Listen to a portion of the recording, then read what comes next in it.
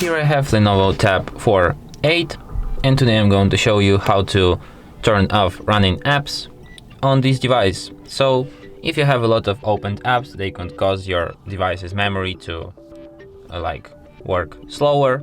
So what you have to do is to just tap on this Recents button, and here you can view all of your opened apps. As you can see, I have a lot of opened apps right now. So to close them all at once, just tap on this clear button, and after that all of these apps will be closed, and that's it. So thanks for watching.